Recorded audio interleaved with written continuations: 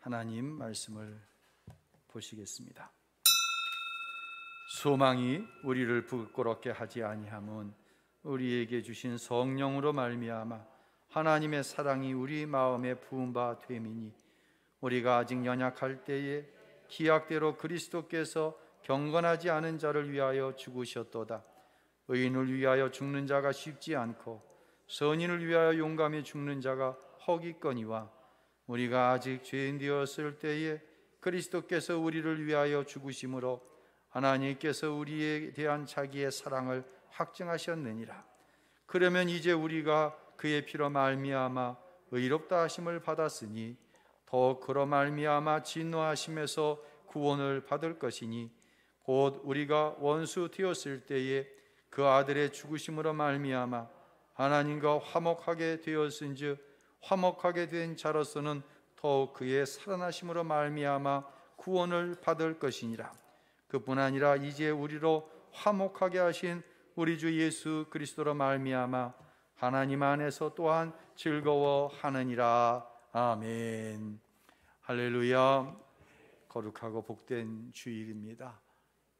이 시간 하나님의 말씀 앞에선 사랑하는 성도 여러분 심령 가운데 우리 성령님이 충만하게 역사하셔서 주신 말씀으로 회개가 되어지고, 주신 말씀이 내 인격이 되어지고 삶이 되어져 풍성한 하나님의 은혜를 누리고 살 수 있게 되시기를 우리 주 예수 그리스도의 이름으로 축원합니다. 우리나라 K-방역이 전 세계적으로 인정을 받고 있다고 하는 거 참으로 고마운 일입니다. 그 중에서도 이제 KF94 마스크가 선풍적인 인기를 끌고 있어요. 이 마스크가 일본에서도 큰 인기를 끌고 있는데, 이게 꼭 인기가 있고 돈이 될 만하면 뭐가 판을 쳐요?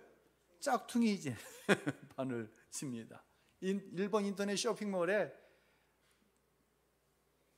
KF94만 써놓지 사실 우리나라에서 만들지 않은 마스크가 판매가 많이 되니까 주한 일본에 있는 한국 대사관에서 이제 극단의 조치를 취한다. 라쿠텐이나 아마존과 같은 대형 인터넷 쇼핑몰에 이제 경고장을 날렸어요. 지금으로부터 71년 전 6월 25일 새벽, 북한 공산주의의 남침으로 인해서 이 땅은 전쟁의 불바다가 되었습니다.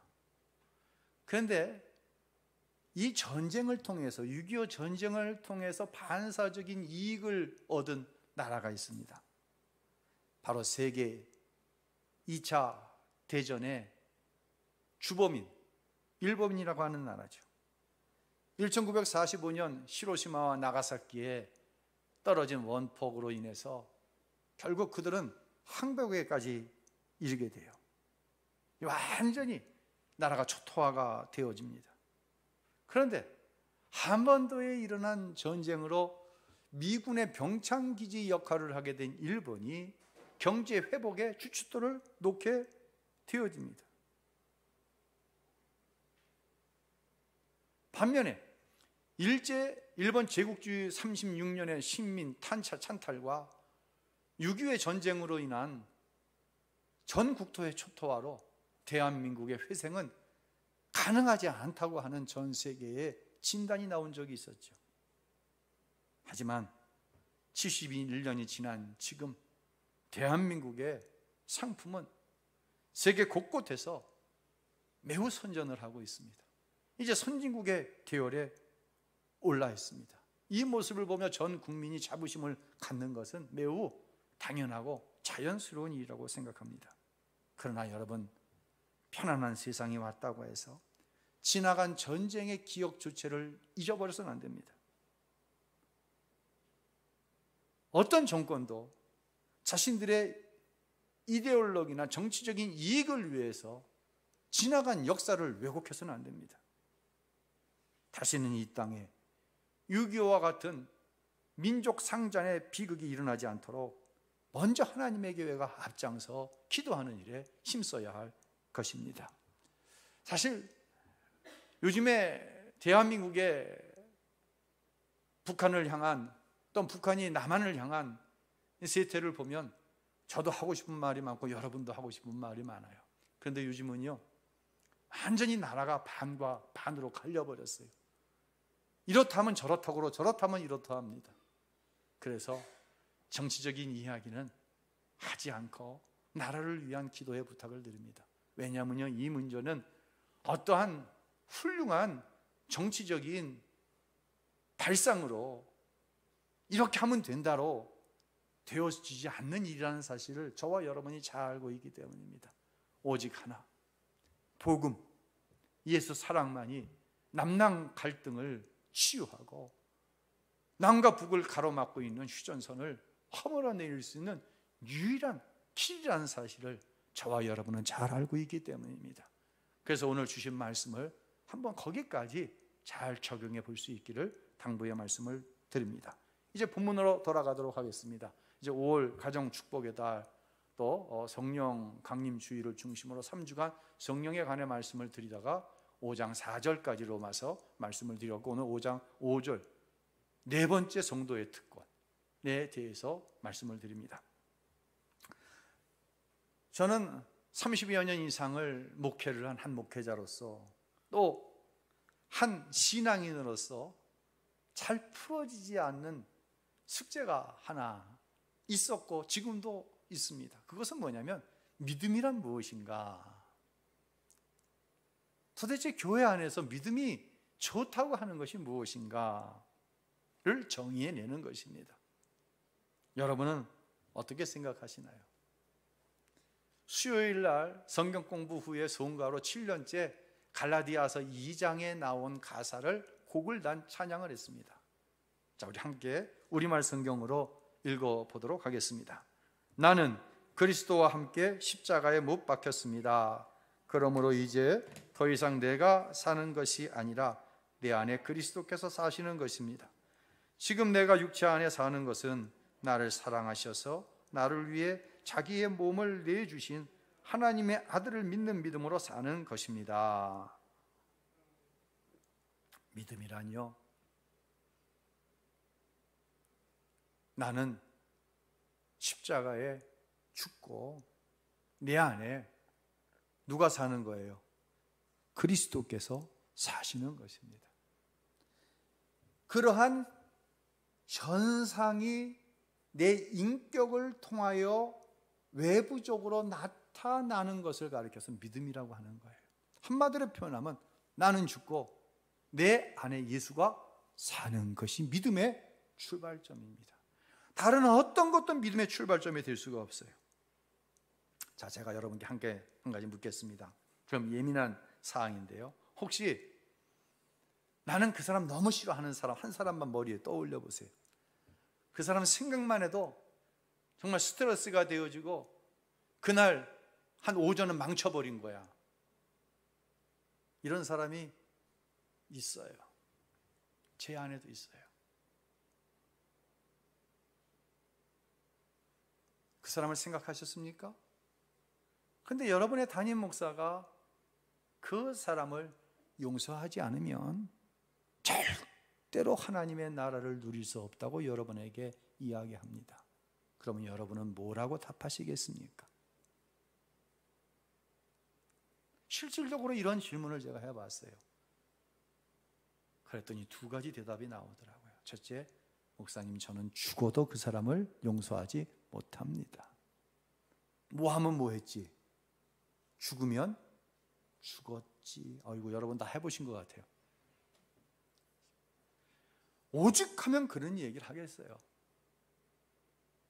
그러나 다시 한번 권하는 것은 이 문제가 해결되지 않으면 하나님의 나라를 누릴 수 없습니다. 두 번째 대답은요, 목사님, 저는 사랑이 부족해서인지 용서가 잘 안 되네요. 이 시간 성령께서 깨닫게 하시기를 원합니다. 정말 사랑이 부족해서 용서하지 못하나요? 그렇게 생각하십니까? 잘 정리를 하셔야 됩니다. 사랑이 부족한 게 아니라 내 안에 예수가 계시지 않아서 용서 못하는 거예요.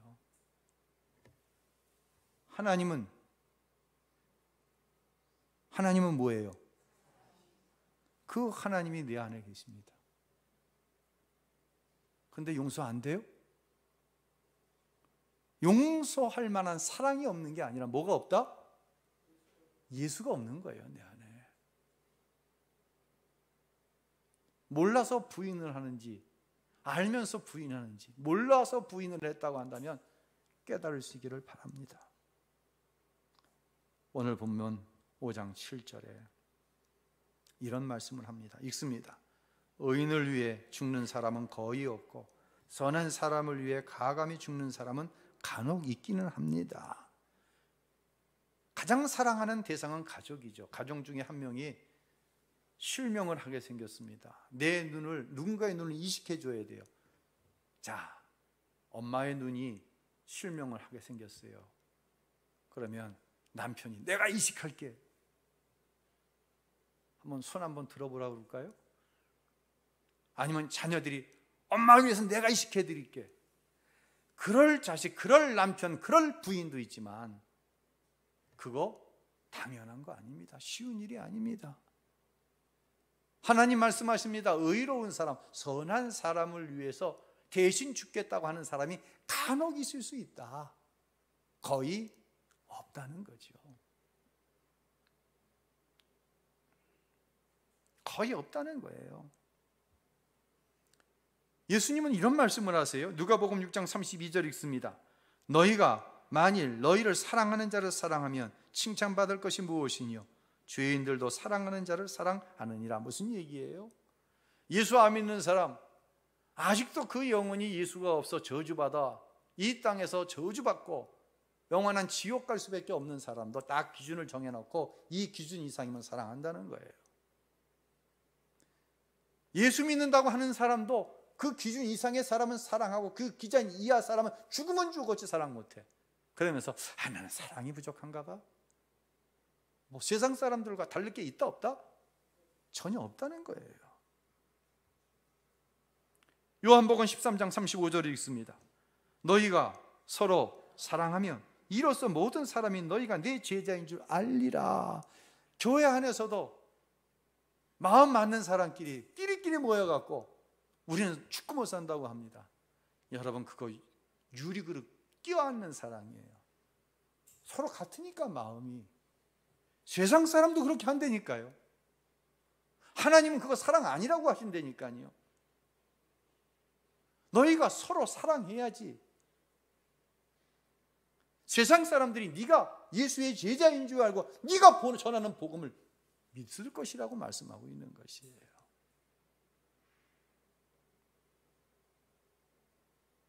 그러면 도대체 우리 하나님은 저와 여러분을 어떻게 사랑하셨기에 이렇게 단호히 말씀을 하실까요? 오늘 본문 8절과 10절 읽겠습니다. 그러나 우리가 아직 죄인 되어 있을 때 그리스도께서 우리를 위해 죽으심으로 하나님께서는 우리에 대한 그분의 사랑을 나타내셨습니다. 우리가 하나님과 원수 되었을 때 하나님의 아들이 죽으심으로 인해 그분과 화목하게 했으니 화목하게 된 우리는 하나님의 생명으로 인해 확실히 구원을 받은 것입니다. 아멘. 선한 사람, 의로운 사람을 위해 죽는 사람도 거의 없어요. 그런데 내가 죄인이었을 때, 내가 누구와 하나님과 무엇이었을 때, 원수이었을 때, 그 죄인을 위해서 예수님이 죽으셨어요.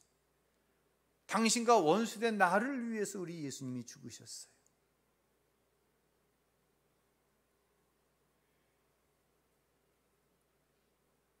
이 사랑으로 인해서 저와 여러분이 구원함을 받은 줄로 우리는 믿습니다. 여러분, 구원은요 대충 받은 것이 절대로 아니에요. 도저히 용서받을 수 없어 지옥 갈 수밖에 없는 그러한 내가 용서받은 거예요. 이 사실이 깨달아지지 않으면 죄송합니다, 예수 아직 믿는 거 아니에요. 그 사실이 내 심령 가운데 올 때 일어나는 것이 회개거든요. 내가 하나님과 철천지 원수였어요. 나는 하나님을 원수로 받아들일 일이 전혀 없어요. 그런데 하나님이 나를 보실 때 나는 하나님과 완전 원수예요. 어떻게 당신의 영광을 위해서 만들었는데 자기의 영광을 위해서 살겠다고 하나님을 버립니까? 그 죄를 저와 여러분이 아담으로부터 그대로 받은 거예요. 그 죄 때문에 지옥 갈고 그 때문에 저주받은 인생을 살 수밖에 없는데, 하나님이 나를 찾아오셔서 나를 위해서 십자가에 죽으신 그 사랑이 저와 여러분을 구원한 줄로 믿으시기를 바랍니다. 그래서요, 이렇게 구원받은 하나님의 사람에게는 분명한 특권이 나타나는 거예요. 그 특권이, 그 네 번째 특권이, 오늘 말씀드리고자 하는 특권이 뭐예요? 사랑이에요.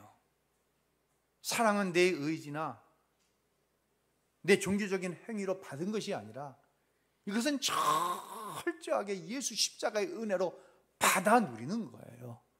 그래서 예수 십자가의 은혜와 동떨어지게 이 사랑은 나타날 수가 없는 거예요.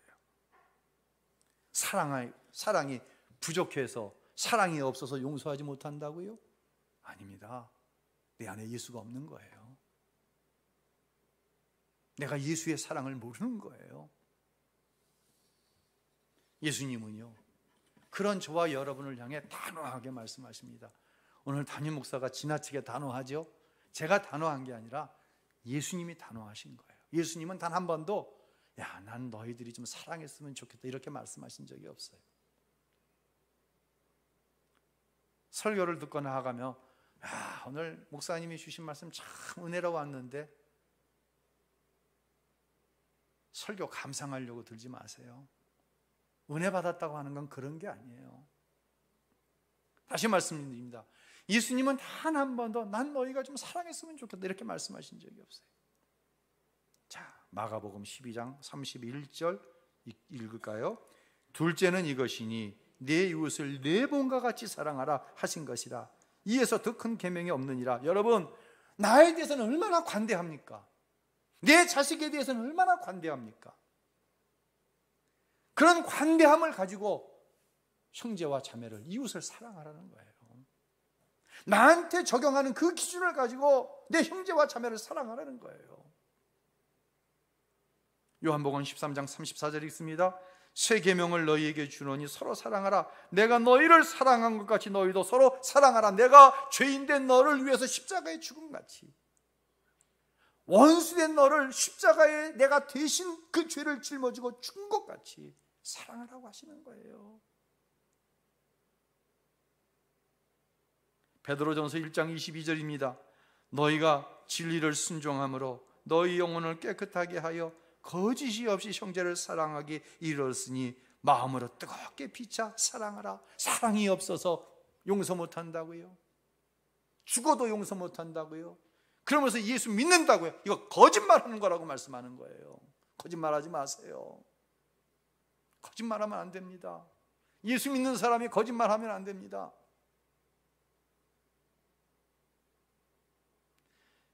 예수 믿는다고 하면서 거짓말하는 사람 1000명이 모여봐요.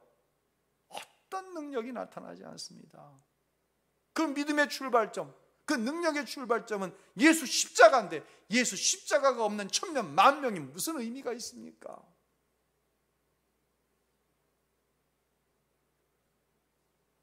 하나님은요, 사랑이 없으면 아무것도 아니라고 말씀하시는 거예요. 그런 사람이 있죠. 좀 가까이 좀 친해지고 싶어. 딱 촉 닿는데 매력 있어. 그런 사람이 있죠. 외모는 좀 시원찮은데 대단해 보여. 그러면 6개월이고 1년이고 가까이 교제를 해봤어요. 어느 날 얘기합니다.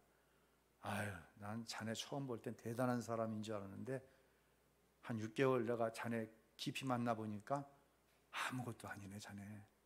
얼마나 수치스러운 얘기예요.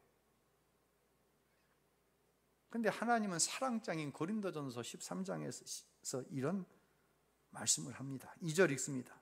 내가 만일 예언하는 은사를 가지고 있고 모든 비밀과 모든 지식을 알고 또 산을 옮길 만한 믿음을 가지고 있다 할지라도 내가의 사랑이 없으면 나는 아무것도 아닙니다. 교회에 왔는데 뭐 예언하는 은사를 가지고 있고 하나님도 봤다고 그러고 날마다 신령한 음성을 듣는다고 그래. 가까이 하고 싶어요? 안 가까이 하고 싶어요? 가까이 하고 싶어요. 가까이 했어요. 기도도 많이 하고 교회 일도 열심히 하고 복음 생활도 많이 해요. 가까이 하고 싶죠? 그런데 가까이 지내보니까 아무것도 아니야. 뭐가 없으면 사랑이 없으면 아무것도 아닌 거예요. 누구의 말씀입니까? 하나님의 말씀입니다. 다시 말씀드립니다. 기도 많이 한다고요? 교회 일 열심히 한다고요? 헌금 생활 확실히 한다고요? 좌우지간 뭐 하나 기도한다 그러면은 끝까지 이루어질 때까지 놓지 않습니다. 대단해요? 그런데 그 사람 하나 용서하지 못하고 그 사람 하나 사랑하지 못해서 자기 마음 하나 어떨 줄 모르는 거예요. 자기 마음 하나도 어떻게 알지 못하는 거예요. 세상을 이겨요? 여러분, 세상을 이기는 출발점은 어디인 줄 아세요? 어디예요? 나예요. 나를 이기지 못하고 무슨 세상을 이겨요? 사랑이 없으면 아무것도 아니야. 너 당신 보니까 아무것도 아니야. 천사의 말을 하고 산을 옮길 만한 믿음이 있어?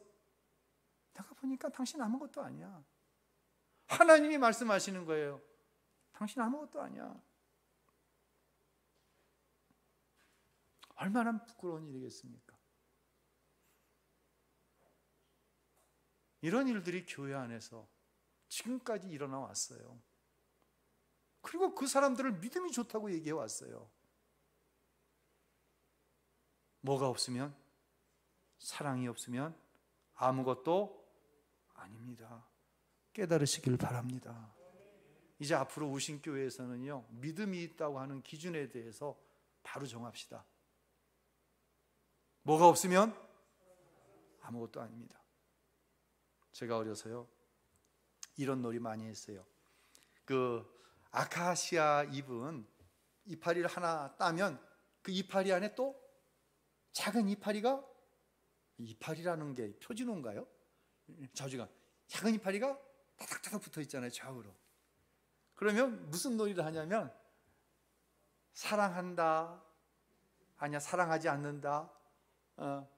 이거 만약에 마지막 이파리가 사랑한다로 떨어지면 사랑하는 거 할 거고, 마지막 이파리가 사랑하지 않는다 그러면 사랑하는 거 뛰는 거예요. 사랑한다, 사랑하지 않는다. 마지막 뛰는데 나는 사랑하고 싶은데 사랑하지 않는다가 딱 띄어지네. 아이, 재수 없어. 그리고 다른 이파리 또 뛰어오는 거예요. 뭐 할 때까지? 옳지, 사랑한다 그럴 때까지. 집사님 많이 해봤구만. 그러는 거예요. 여러분, 사랑은 그렇게 해서 되는 거예요? 아니에요? 아니에요. 무슨 하나님 사랑하게 해주세요, 사랑하게 해주세요, 용서하게 해주세요, 이해하게 해주세요. 그렇게 해서 되는 게 아니에요. 하나님과 너와 화평하는 것,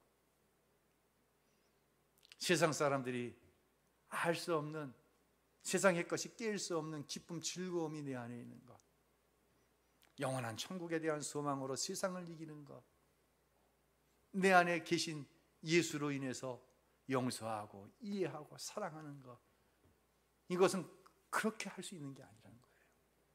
이건 오직 예수님이 내 안에 오셔서 나의 주인이 되어질 때에 자연스럽게 되어지는 거예요.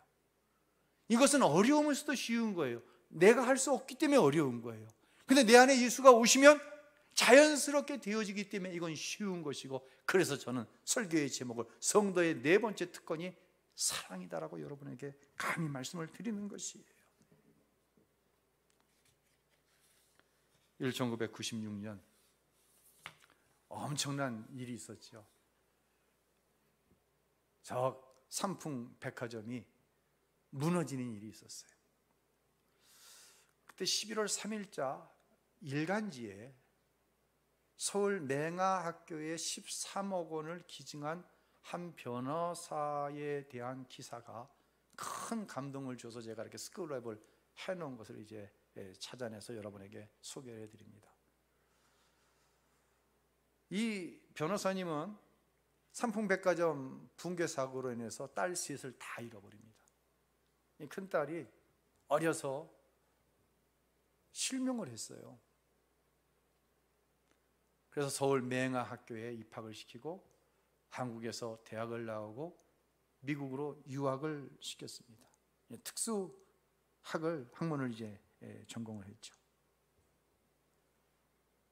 그리고 버클리 대학교에서 전 과목 A 학점으로 수석으로 졸업을 합니다.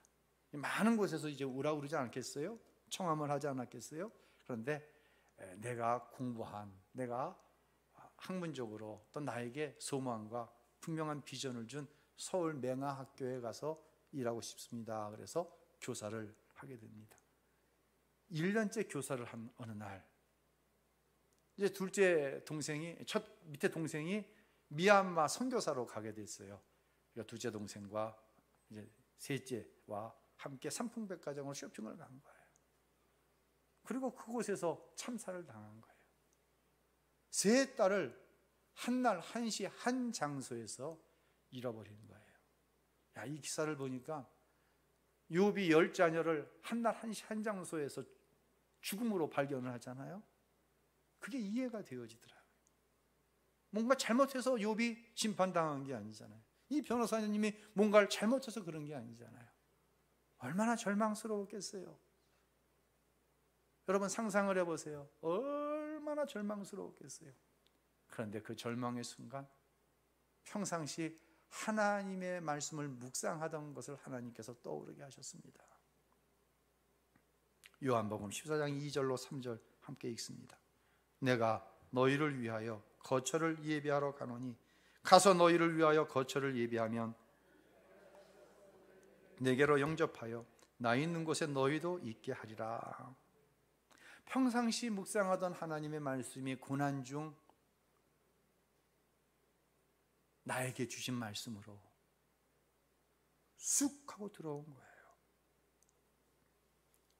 성령님께서 천국에 가 사랑하는 세 딸을 만나는데 더 이상 큰 딸은 천국에서 장애인으로 만나는 것이 아니라 가장 아름답고 건강한 모습으로 만날 수 있다고 하는 확실한 소망이 되었어요. 그리고 이와 같은 천국의 소망을 주신 하나님의 은혜에 감사하고 싶어졌어요. 부부는 당시 세 딸의 죽음으로 받은 유족 위로금 6억 5천만 원과 자기의 부동산을 처분한 7억 원 합해서 13억 원을 서울 맹아학교에 장학금으로 기증을 합니다. 사랑하는 성도 여러분, 예수님을 믿는다고 하는 것은요, 매우 분명하고 선명한 변화가 시작되었다는 것을 의미하는 것이에요.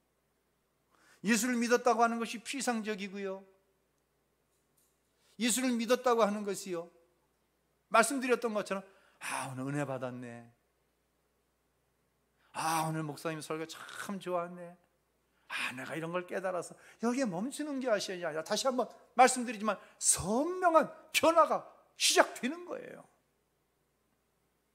절망해야 할 그 순간 하나님의 말씀이 나에게 주신 말씀으로 들어와서 절망이 변하여 소망이 되는 거예요.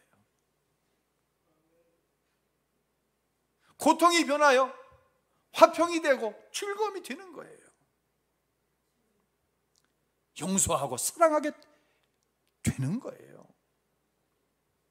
이것이 바로 예수님을 주님으로 영접한 성도가 누리는 특권인 사랑인 거예요. 그래서 이건 특권이에요. 예수 안 믿는 사람에게는 결코 일어날 수 없는 것이기 때문에 저와 여러분에게 주어진 특권인 것이에요.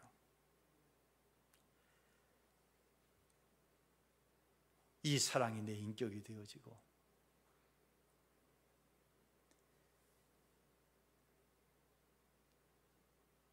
이 화평과 즐거움과 소망과 예수님 때문에 누리는 사랑으로 세상을 이기는 거예요. 세상이 어떻게 하겠어 나를요? 세상이 주는 고난, 죄가 주는 미혹이 도대체 나를 어떻게 하겠습니까? 이기는 거예요. 승리하는 거예요. 할렐루야. 이 승리를 저와 여러분에게 우리 예수님께서 십자가의 죽으심으로 내 죄를 대속하심으로 특권으로 이미 주셨다니까요. 차츰 이루어가는 것이 아니라 주신 것을 내가 어떻게 하는 거예요? 누리는 거예요. 무엇으로? 특권으로. 할렐루야. 그래서 저와 여러분이 예수 믿는 거예요.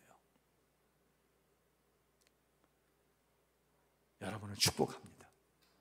저는 우리 우신교회 안에 이러한 분명한 변화의 역사, 새로워지는 역사가 이미 시작되었고 열매 맺혀지고 있다고 저는 확신합니다. 이 놀라운 특권을 누리며 사는 여러분의 가정, 우리 교회, 할렐루야, 꼭 될 줄로 믿습니다. 되어가고 있습니다. 그런 은혜의 역사로 날마다 충만하게 되어지는 사랑하는 성도 여러분들이 되시기를 우리 주님 예수 그리스도의 이름으로 축원합니다.